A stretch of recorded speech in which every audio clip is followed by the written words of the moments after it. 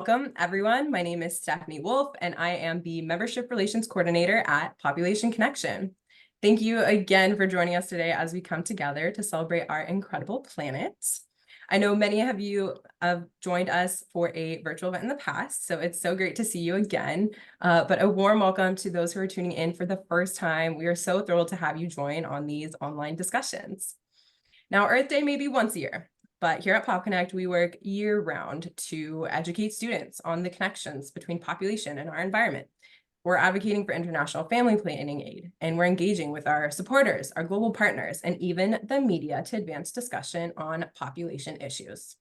Now today, we are lucky enough to be joined by our Population Connection President and CEO, John Seeger.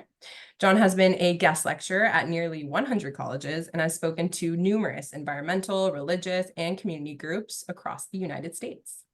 And if you haven't heard one of John's talks in the past, then you are in for a real treat today. And after John presents, we will have a brief Q&A session. So if you have any questions for John, please drop those in the Q&A box that is found at the bottom of your screen. We'll do our very best to get those answered during the Q&A session, which will be facilitated by our senior analyst, Hannah Evans. And then for any questions we don't have time to answer live, we will follow up with written answers along with a recording of this presentation, the presentation slides, and access to the chat box discussion. Now that's all the housekeeping items for me. I will go ahead and send it over to you, John. Thank you, Stephanie, and thanks everybody for showing up. A couple of weeks ago, and about 10 days ago, I started putting together the presentation, and just a small confession to everybody. The title was sort of a placeholder, Population Resilience in the Face of Climate Challenges. And so when I started preparing it, I went, I guess that's what I'm supposed to talk about. What should I say about population resilience? And so I did some thinking. I did a lot of reading. I'm always trying to keep up on the issue and learn new things. The reason I'm showing this picture of a saltwater crocodile is because, first of all, you'll be glad to know it is not an endangered species. They seem to be thriving at this point. It's a crocodile that you find in parts of Asia and also in Australia. If you go back 250 million years ago, when the planet was actually hotter than it is today, the crocodiles were doing quite well. If you go forward about 250 million years, according to various projections, when the sun will be about 2.5 times as bright as it is now, the crocodiles will apparently be doing well even then, assuming we don't poison them with plastics or some such thing in the meantime. So at least in terms of crocodiles, there's a lot of resilience out there.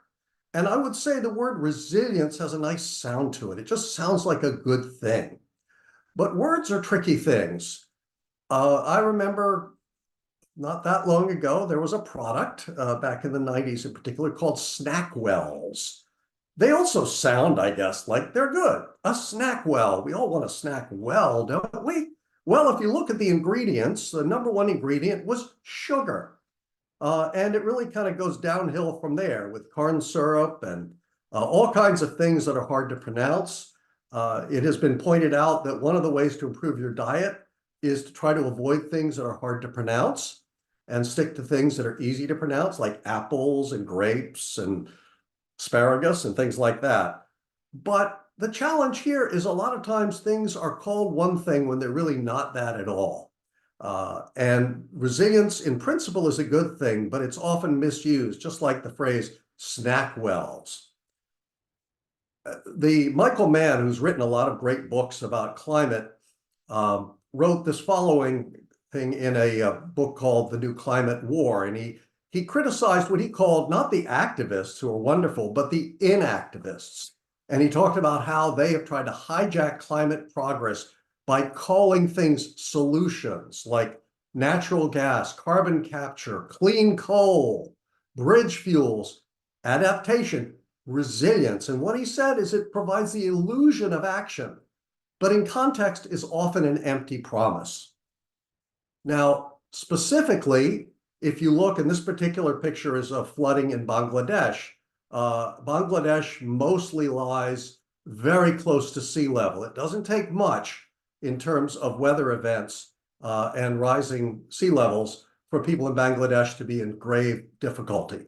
And as a lecturer in Australia said, that when we turn to these vulnerable communities and ask them to become resilient, what we're really doing is removing the responsibility from where it rightfully belongs. They generally have low emissions. And I might note that in Bangladesh, they now have small families. They're below replacement rate. But they are not the ones, by and large, who are causing a lot of these problems. We know who is, and it can be a little much sometimes to point the finger at them and say, we want you to become resilient. And even when we promise to provide funding to help, it's more promise than money, as it turns out. I want to shift gears a bit and go back to kind of how this all got started. Václav Mill wrote a really excellent short book called How the World Really Works. And in it, he really takes a very close look at particularly how food is produced. And he notes the astounding fact that the human labor to produce a kilogram of American wheat in 2 centuries went from 10 minutes to less than 2 seconds. One of the reasons we didn't see the terrible famines that were going to happen 50 and 60 years ago was because of dramatic increases in food production. A lot of those increases are due to the very factors that are now causing climate change: mechanized agriculture, insecticides, pesticides, nitrogen fertilizers that are produced from fossil fuels. And according to Václav Mill, and his book goes into considerable detail, if today we wanted to stop doing that, then the picture you're looking at is what much of the world would have to look like again. And keep in mind, if you go back to livestock to pull the plows, they get hungry. And about 25% of the food that was produced back in those days was produced just to feed the livestock. So unless we want to return to that kind of situation, we've got to do a whole lot of things. There isn't one answer, but a lot of them. Now, to turn to a somewhat, hopefully, partly more pleasant project, I could imagine, I just had my lunch, but I could imagine a nice baguette, maybe some nice fresh sliced tomato. Those 2 parts of the picture look really nice. The third part, maybe not so nice. Again, according to really great work done by Václav Mill, when you consume, unless you grew the wheat yourself and you or your neighbors grew those organic tomatoes, when you consume those 2 items, you're essentially using 6 to 7 tablespoons of diesel fuel, one way or the other, either with the production of the crops, the fertilizer, the heating of the greenhouses if they're used, the transportation of those products. These days, virtually all the food we eat is essentially driven by fossil fuels and involves indirectly the consumption of fossil fuels. Now, before you decide to never eat again, I would note that there are vast differences in terms of the greenhouse gas emissions. Beef is the worst offender, if you look at that. The meat generally, beef or lamb. As you move down the food chain, a couple of things are going to happen. First of all, you're going to be eating a much healthier diet. And second, you're going to be having much less impact. I mean, it's astonishing when you compare, as I was using the example of tomatoes. Sure, the tomato production of a medium-sized tomato will require maybe 5 or so tablespoons of diesel fuel, but look at that compared to beef or cheese or dairy. It's extraordinary. So there are things we can do. And I can't speak for all of you, but speaking for myself, I'm not perfect, but I certainly eat much farther down the food chain than I used to. I don't eat any beef, any lamb, any pork, any of those things. And I try to concentrate at the bottom of the food chain. And it makes a huge difference. And it also makes me healthier. So it's hard to see what the downside is at all. So, we shouldn't think because we can't fix everything that we shouldn't try to fix anything. Now I want to shift from food to fashion. Anybody who knows me knows you've never met anybody who knows less about fashion. But most of us are familiar with the book, The Emperor's New Clothes. I appreciate the positioning of that mirror. But to some extent, with a lot of this, we are in a situation where if we're not careful, we're falling down that particular path. And I don't want to in any way disparage all of the amazing and wonderful efforts that are being made by hundreds of millions of people to try to do something about climate change, whether it's on the personal level or the technical level or whatever it is, political level. But we got to realize that there's a fair amount of the emperor's new clothes going on. I kind of hate to show this slide, and I certainly hope he doesn't become the emperor, and I'm not joking when I say that, but this is a lot of what we hear from a lot of corners. On the other hand, to be fair, there have been voices who have been doing everything they can possibly do to get us to go in a better direction. And at the top of that list, I put Al Gore. The book Earth in the Balance came out nearly about 30 years ago. The film is now almost 20 years old. And he's done extraordinary things to try to raise the alarm.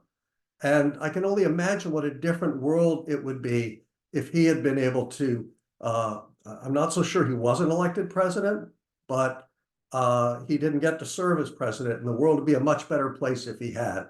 That said, we've made a lot of effort, but we're not anywhere near where we need to go. And I could show you 100 slides on this, but I'll just show you a couple to kind of make the point. If you look at the global mean CO2 levels over this period since 1980, it's pretty much a straight diagonal line upwards. We can't, if you see signs of progress in there on that one, I don't.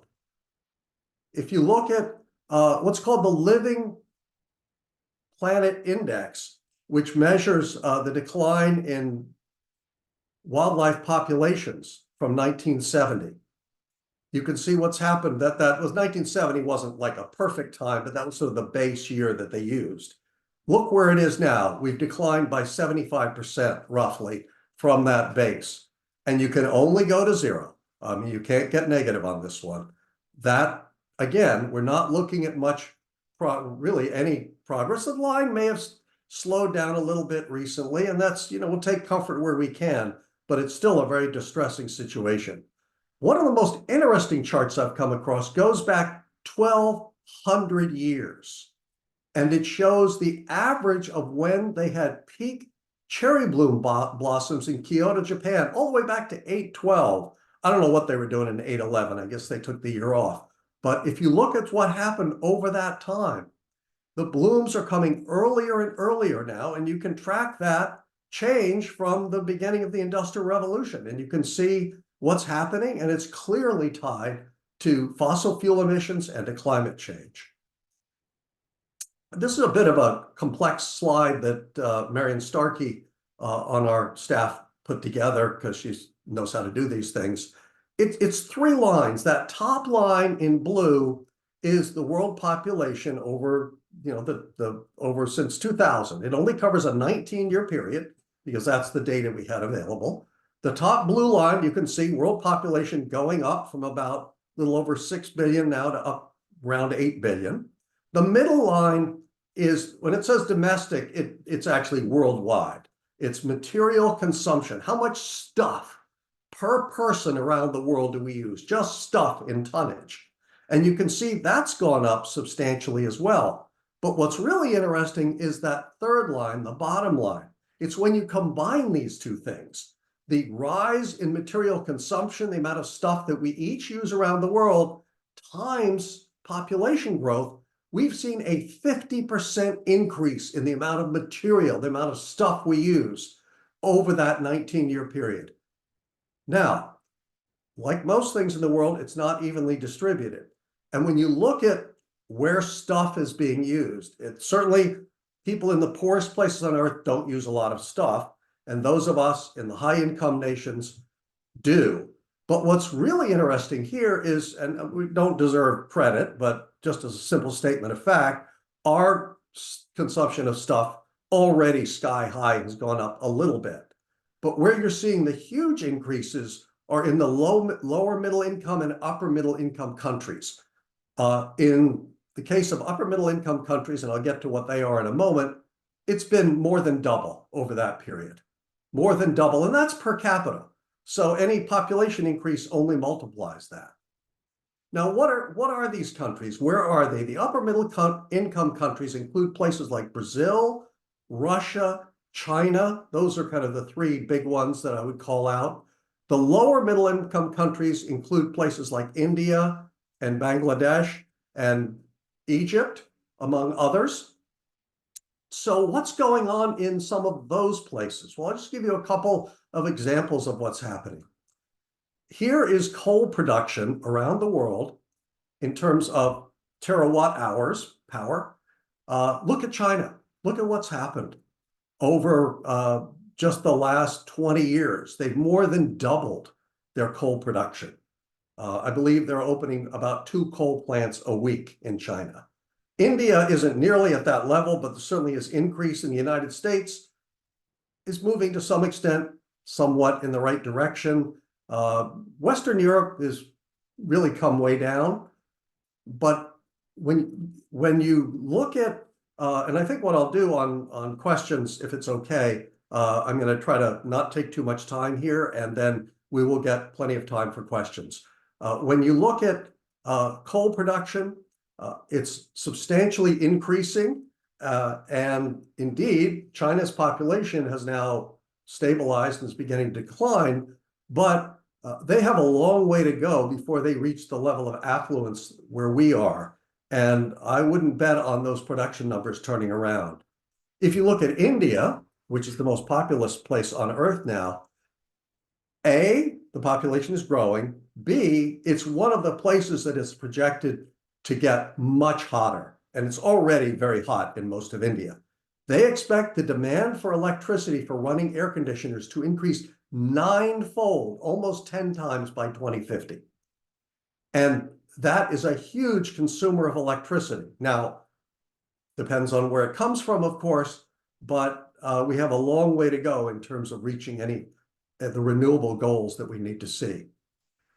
Russia is a fascinating circumstance because as Vladimir Putin said, looking to the future, we could spend less on fur coats and the grain harvest would go up. What he's talking about is the fact that Russia, shown in dark blue there, is by far the largest nation on earth in terms of land area. It is going to get warmer. And for them, that warming is going to have a very positive effect on their agricultural production. And you have to ask yourself, knowing what you know about Vladimir Putin, whose and what interests do you think he's going to put first? Is he going to think hard about the impact on the planet?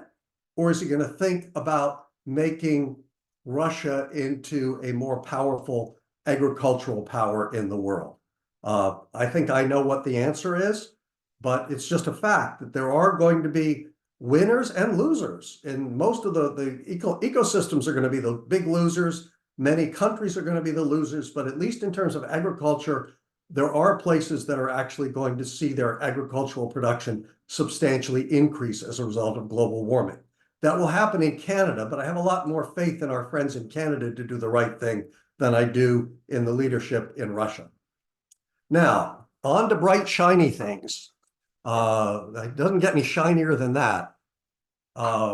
And I certainly appreciate the increase in electric-powered vehicles, although sourcing of the materials is a big issue, and there are a lot of other considerations that have to be put into the mix. I just would say that we should be a little cautious about bright, shiny things and about thinking that technology is going to solve all of our problems. There is maybe some small chance that will happen, but I've been paying home insurance for 50 years now. Thankfully, although I've had 1 or 2 small claims, I've never had a major claim. I'm still glad I bought that insurance.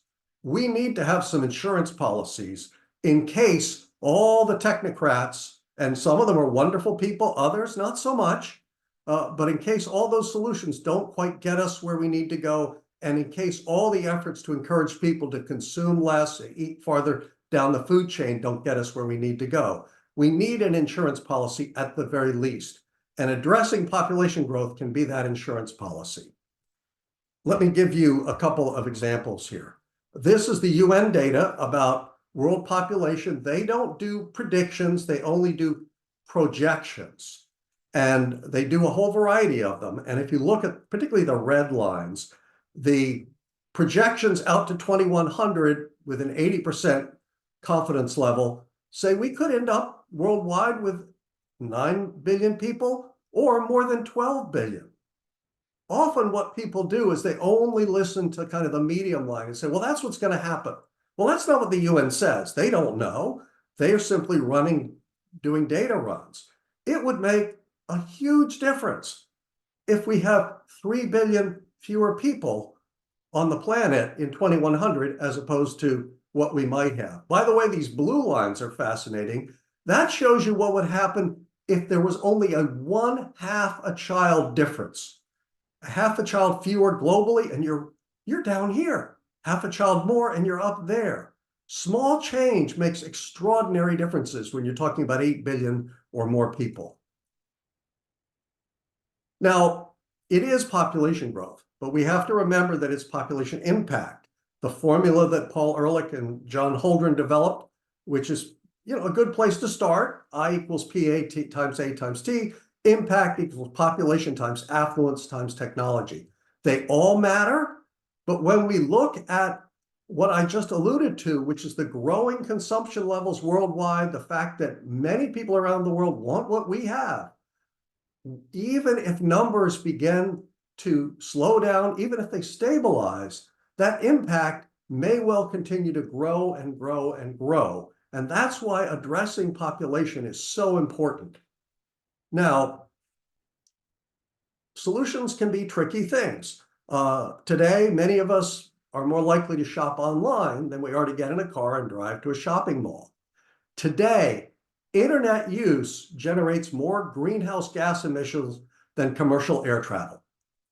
It's not a free lunch. Internet use generates more greenhouse gas emissions than commercial air travel. So there aren't any quick, simple, easy solutions here. That said, there are ways to address this. This is a chart of the total fertility rate for the United States going back to 1960. The numbers on the left show total fertility rate is just basically the number of children the typical woman had. It was over about 3.7, thereabouts, 3.6, 3.7 in 1960.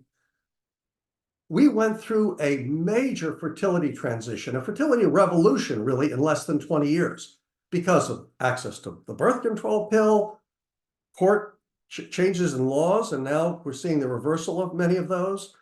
The women's movement, the fact that women began to go to college in many great numbers, all of these things resulted in a 50% drop in family size in just about 17 years. Since then, we've stayed at or below what's called replacement rate for the whole time. Replacement rate is a little over 2 children per woman.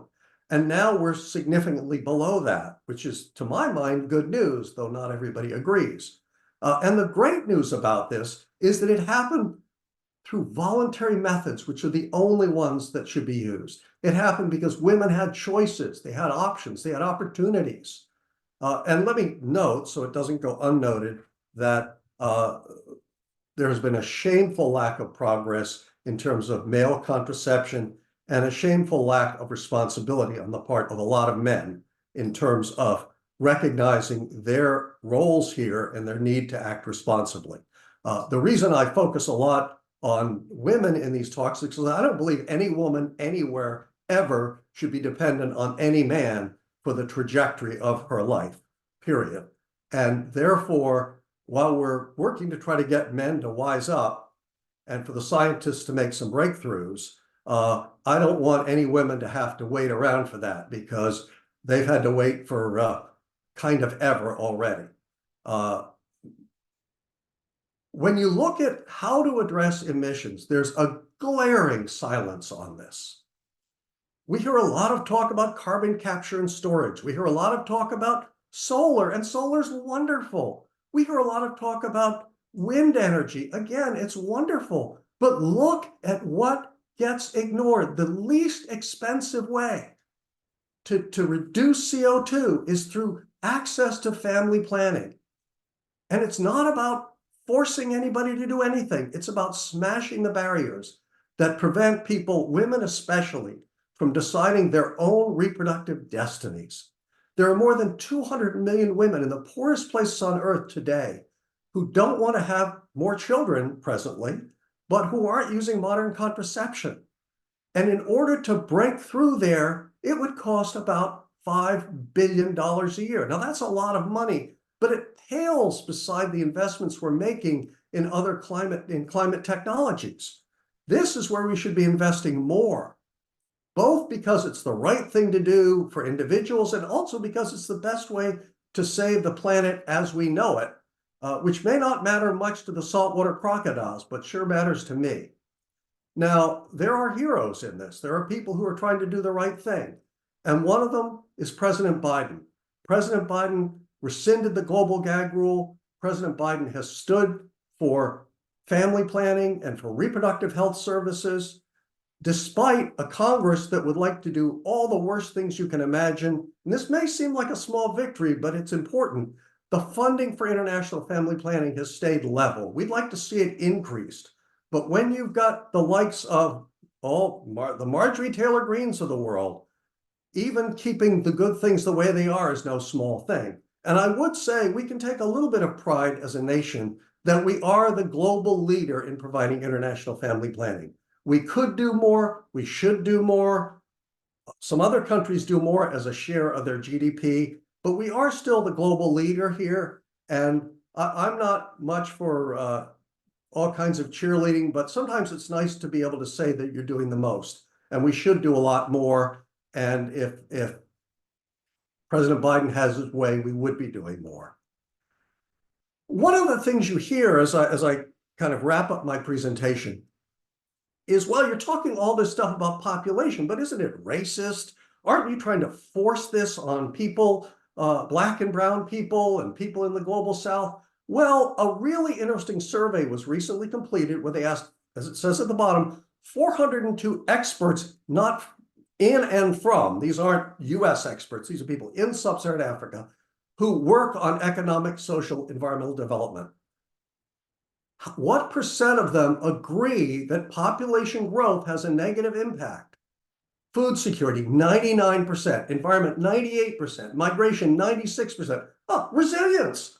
There's some good resilience where when people have smaller families, they have more choices, more opportunities, more resources. That's good resilience. Health and well-being. The challenge they face, and look at what this one participant from the Congo said. Narratives around global health issues, including family planning, are still colonized by discourses from global North donors. The donors, I hate to say it, they don't want to hear about population. And again, it's colonial thinking all over again. It's the global North, which has the money, deciding what people in the global South do or don't need. And the plain fact is, if you want to find plenty of leaders who are willing to talk about the challenges of overpopulation and rapid population growth, all you have to go is to countries in sub-Saharan Africa. That is what they are saying, but they're not getting listened to.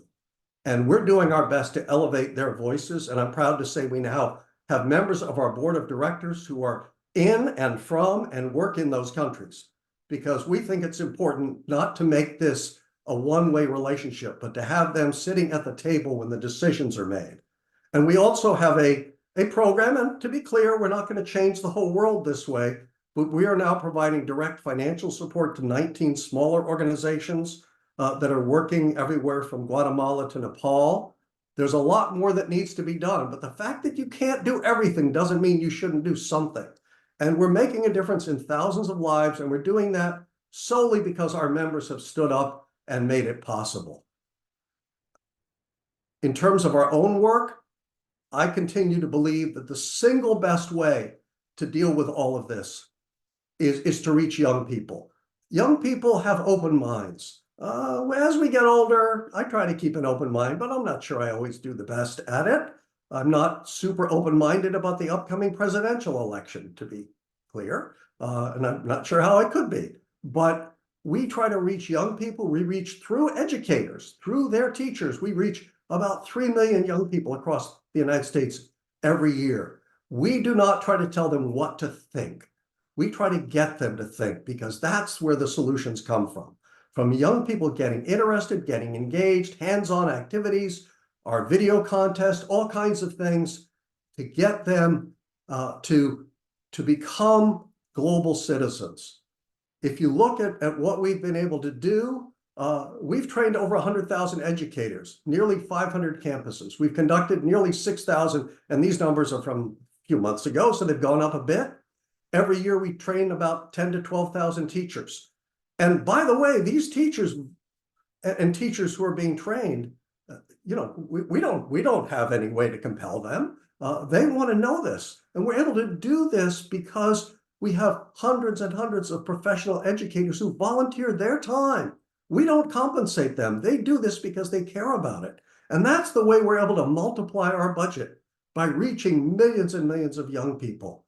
And also by reaching out to young activists, as we're doing now in selected places around the country. We'd love to be everywhere, but we can't be, so we pick a few key places. And this is a picture from one of the programs we had several years ago, where we brought hundreds of young people to DC to learn and to lobby. I'm especially pleased when you look closely. It is a very diverse group. It's mostly diverse. You have to work a little bit to find the men in the picture, not because we don't invite them, but just as it happens, most of those who show up are men. By the way, you look at the National Honor Society picture of any public high school, co-ed high school, it's mostly young women. Men need to get their act together. I'm not sure what's going on, but these mostly young women, but some young men showed up, and they care, and we're working with them all over the country and, in key places right now to try to make sure that they're engaged, that they're aware, and they vote. I keep thinking of a saying from, I'm sorry to report, the 60s. If you don't like the news, go out and make some of your own. Well, that's what these young people are doing. They're going out and making the news. They're going out there and trying to change the world. And that is so important these days. I will just close, and we'll open it to a conversation by just noting our mission. The first word in our mission is overpopulation. It threatens the quality of life for people everywhere. I'm not much for fussing with mission statements, frankly. I think nothing good can come of it. But if I were going to do it, I would make it people and other living creatures. It isn't just us here. We wouldn't exist without the web of life. And it isn't enough just to make things right for people. It's for all the other critters, even at least some saltwater crocodiles, as long as they don't come too close to where I happen to be at any given time. With that, I will wrap it up, but I will note my email address is at the bottom. And I'd love to hear from anybody, comments, criticisms, suggestions, ideas.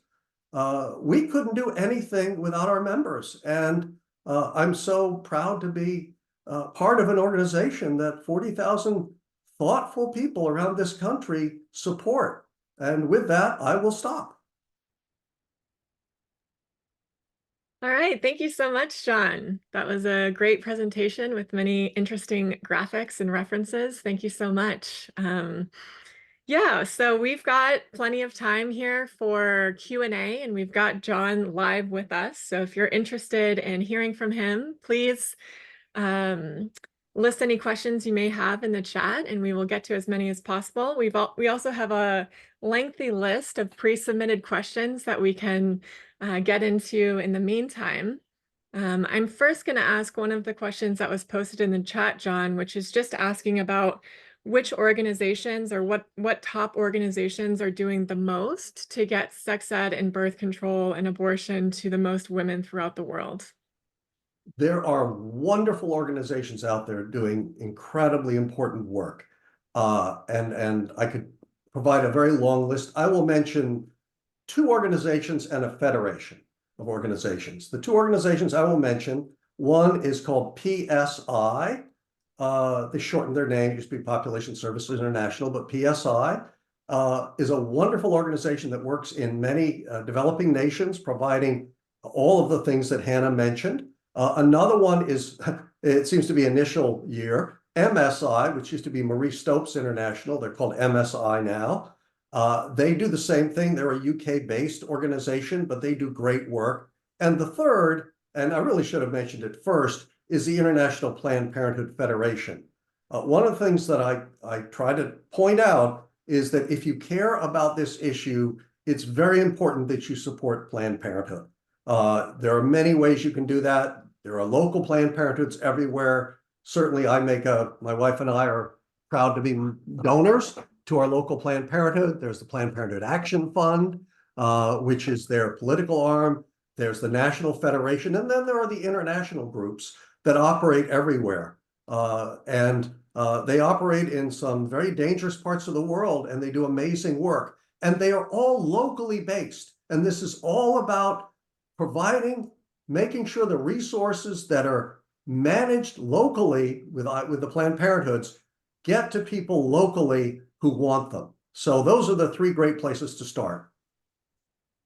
Great, thank you so much. There's a lot of questions here in the pre-submitted questions just about climate change and the connections between population and climate change. So I'm going to shift gears and focus a little bit more on that now. And the first question I'd like to ask, and you covered a lot of this in your presentation, but just to sum up, and maybe you can expand a little bit on each, is to ask you, what do you regard as the top 3 strategies for addressing climate change? I would say, and I have a certain bias, so don't read too much into the order that I'm using. First, it's not enough to remove the barriers to reproductive health care. We need to smash them without making sure the pieces don't fly around and hurt anybody. But we need, that is the least expensive method. And it's simply a question of enabling women and girls in particular to be able to choose their own destinies. Overwhelmingly, when women and girls have education, when they have freedom, when they have access to affordable services, the vast majority of them choose smaller families. And for those who don't, we need to respect their choices. If you believe in choice, you need to believe in choice. And the good news for us is that when that happens, you can see transformations happen in a society in less than a generation. You can go from high fertility to low fertility, but it takes money. So that's number one. Number two, certainly the focus on renewable energy, carefully thought through, is critically important. There are lots of technologies under development. We need to be careful, though, to make sure that we think them through and realize that, for example, some of the battery materials that are being sourced for renewable lithium batteries come from places where it involves great damage, not only to the ecology, but also to the people who are doing the mining. And so we need to make sure that those things don't happen. But certainly we have a wonderful source of power about 90 million miles away, and it's right there, and we should be doing a better job of tapping it. And finally, trying to accumulate a little less stuff. And I love the way Bertrand Russell put it in a book he wrote in 1917 called Political Ideals. If I have an object, then I have it and you don't. But there's so many things that we can all have without anybody not having it. Ideas, experiences. The thing about stuff is, and I hate to break it to anybody, it's not going to love you back. It just doesn't. And so if we can, and I'm not so sure we're going to get to where we need to go if we simply try to ask people to deprive themselves of things. I think what we need to do is to get people to see that there are things that are better than things. And that, if you want to buy something, make it something that was maybe hand-built, carefully constructed, something that could last for generations, rather than something that's just going to end up in a landfill in a few years. So those are my 3 items. And to be clear, we don't work on all of them. We don't have, we're kept busy on population, and I commend the organizations that are doing the other work, but nobody can do everything. Right. Yes. Our focus is one of many different solutions to climate change. There's questions here asking about kind of the connections between population and climate change, and in particular, the reluctance to integrate population into discussions about the environment or climate change. And I know you discussed this a little bit throughout the presentation, but I'm wondering if you could just go a little bit further into the taboo on discussing overpopulation as being a major contributor to climate change, why that is, and what we can do to confront that, and then reintegrate population into these discussions so that we can include people and populations in our solutions. Yeah, some of it is indeed, as Hannah said, a taboo or set of taboos. There are other reasons. First of all, this would be a lot easier if we were fruit flies, because fruit flies don't live very long. I'm not an expert on fruit flies, but I'd say, you know, if you can get a good 30-day run as a fruit fly, you've accomplished something. We stick around a little longer, and that makes it harder to sort of make the case to say, if we do all these great things, look at where we'll be in 2100. People want, they want immediate solutions. Well, so do I, but I don't think it's going to work that way. If there's an immediate solution to all of this, that would be wonderful. But I don't see that in the offing. So I'll give you my favorite example of sort of the impact of human longevity.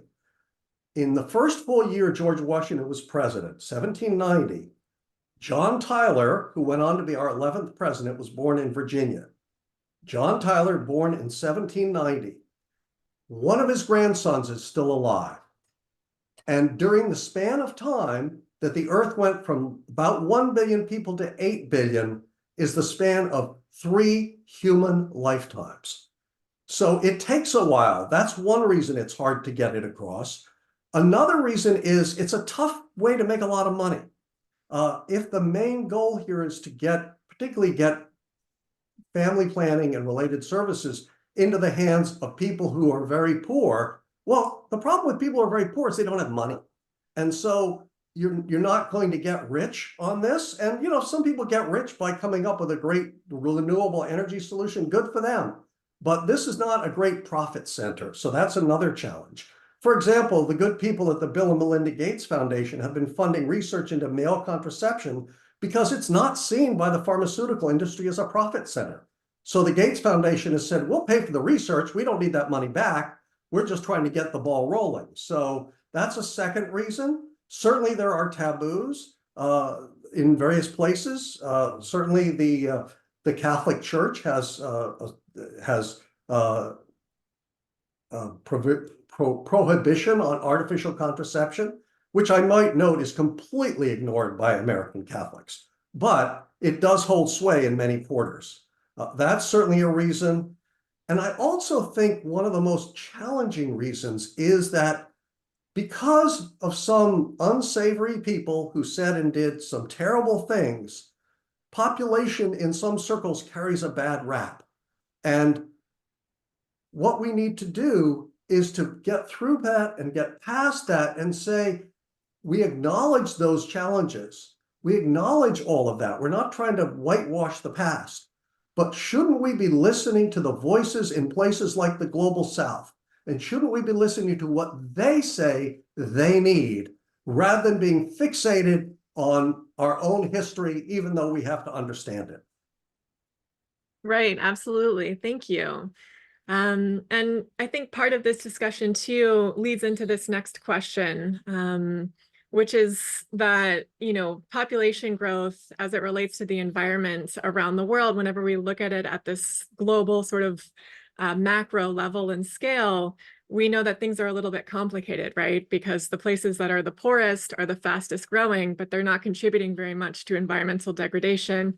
And in contrast, the places that aren't growing very fast are contributing a lot at the per capita and country levels. So I'm wondering if you could just talk through that a little bit, but in particular, kind of focus on what the major connections are between population and environmental destruction and how we can kind of talk about that in a way that makes sense given these global contexts. Well, I think one of the ways to test whether somebody is inclined to become a member of our group is when we say it's complicated. Some people run the other way, some people run toward it. And I remember the first talk I ever gave on this at the University of Chicago when I was talking about an element of the topic. And after my little song and dance, I said, it's complicated. And the students said, okay, let's talk about it. And I said, no, it's just complicated. We'll move to the next question now. But, it is complicated. And that's why we should start acting like the name we were given incorrectly, Homo sapiens. We're not very living up to it. But we should embrace that complexity rather than running from it. Now, having said that, because it is complicated, it's not one storyline that's unfolding, which makes things tidy. It's 8 billion storylines, and that's just the humans. That doesn't count all the other critters. And when you look around the world, it unfolds in different ways at different times. As I noted in my presentation, where you're seeing the huge increase in material consumption is in the countries that are moving up the chain rapidly. Now, the reason India is going to see a projected 9-fold increase in air conditioning, but sub-Saharan Africa isn't, is not because it's not going to get a lot hotter in sub-Saharan Africa. It's because people there don't have enough money to afford air conditioning. I can assure you they want it, but they can't afford it. So one of the questions we need to ask ourselves is, if the rapid population growth is occurring in the poorest places on Earth, but they don't really contribute all that much in many cases to global warming, do we write them off? Do we just say, oh, they're just poor, let them continue to be poor? Or do we recognize that they have the same basic rights to a decent life that we have, and that the only way the planet can sustain all of us is if we address population growth and if we remove the barriers to family planning everywhere? Right, thank you. There's another question just kind of asking more about the framing that we can use as organizations working in the environmental and population sphere to tie environmental degradation directly to population overshoot. It says here where it implies human social benefits, but mitigated planetary degradation. And I'm not sure if I'm understanding the question correctly, but I'm wondering too if it's talking about as populations develop and gain more affluence, that obviously increases livelihoods and well-being and is a very positive thing in many ways, but it inevitably leads to environmental destruction, which sort of speaks to a fundamental flaw in the way that we're doing things and the way that our economic system works. But comments on that? Well, I'd like to just say it's complicated and move on to the next question, but I won't, and I don't want to either. Let me sort of throw through two kind of angles at this, come at it from two different angles. Angle one is, and I remember reading in a report that just summarized voices from the poorest countries on Earth. And one particular person said, we know that when we destroy the forests, it destroys our lives, but we don't have a choice. We're worried about how we're going to get through today. And so when you have lots of poor people concentrated in a place that doesn't have the resources, the environmental devastation can be complete and total. The second thing to remember, and this was a UN official who I don't remember who, but who once said this: if you get up one day and you realize you have absolutely nothing to feed your family, you have only 3 choices. Choice 1 is to starve and watch your family starve. Choice 2 is to take it away from somebody who has it. And choice 3 is to go somewhere else where you might be able to get it. And of course, we're a migratory species, and that's been true for as long as we've been around. But the fact is, often when people do try to migrate, they're migrating to another place nearby that also doesn't have very much, and you end up with intense conflict and everybody loses. But the bottom line here is, if I don't want to be part of a society where we base our environmental solutions on making sure that other people don't have what they need. I think that's ethically wrong, but I also think it's not very smart practically, because sooner or later they're going to figure out what we have that they don't have. And you can't exactly blame them for doing whatever they're going to do to get it. particularly if it involves the survival of their families. Right. Yeah. So it really does speak to I mean, we're all working towards different solutions and towards mitigating the impacts that we're having as human beings on our society and on our planet. But ultimately, what we really need to be doing is shifting the way that we're doing things. We can't kind of view growth through consumption. We can't have this economic structure that views growth in this linear fashion. It's ultimately a fundamental flaw, and it produces this incompatible relationship between human development and the environment. Thank you. If I can chime one more thing in, I would, and maybe we can put this in the chat somewhere, I don't have it handy, but Bobby, the real Bobby Kennedy, Robert F. Kennedy, the one who was assassinated, gave an amazing speech in Kansas. I think it was the University of Kansas. And there's a passage in it that I always think about where he talks about how we measure growth. If you build a prison, that's growth. You build a bomber, that's growth. But what about the thing, what about when you have more happiness, when you have more good health, when you have more playgrounds, when you have more natural areas, when you have all of this? He said, we're measuring everything except what matters. And so the idea here is, and not to disagree with my friend Hannah, but I think sometimes it's a little like what I said about resilience. We sort of have to make sure we don't let the good words get away and be misused by others. We want growth in contraception. We want growth in women's empowerment. We want growth in education. It's just that the things we want to grow are going to make the world a better place for everybody. But I'll stop there.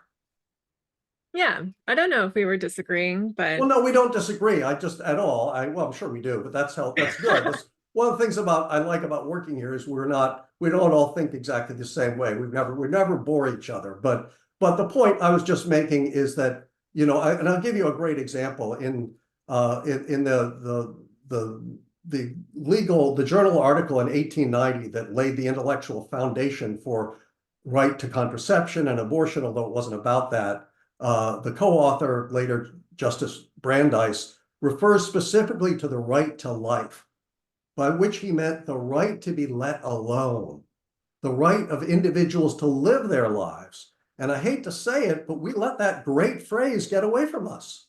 And I think we need to, just collectively do a better job of making sure that we don't let our opponents have all the good words. right. So there's one really important question that was just voiced in the chat that I'd like to get to before we wrap up here. And it's by Kamal Rawal, who is the executive director of one of our partner organizations called RUDUC in Nepal. Thank you so much, Kamal, for being on the call today. It's so nice to have you here. And I'm just going to read your question directly because it was very well put. And it speaks, John, a lot to climate vulnerability and the role that the biggest contributors to climate change have in supporting those that are the most vulnerable, but that haven't contributed very much to the problem of CO2 emissions. And so Kamal writes, Nepal contributes less than 1% to climate change.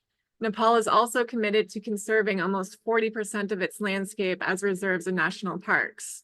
However, the people of Nepal are paying a heavy price for greenhouse gases and pollutants, which has caused climate change. Therefore, Nepal expects solidarity and increased access to resources such as the Green Climate Change Fund, Loss and Damage Fund, so on and so forth, with the support and cooperation of bigger, more affluent countries. So what can Nepal do for it? Well, first of all, I want to call out RUDUC. Anybody, Hannah has visited with them. Hannah, we try not, we really try to be a community. And by the way, I encourage anyone who wants to know more about it, go to our website under Global Partners.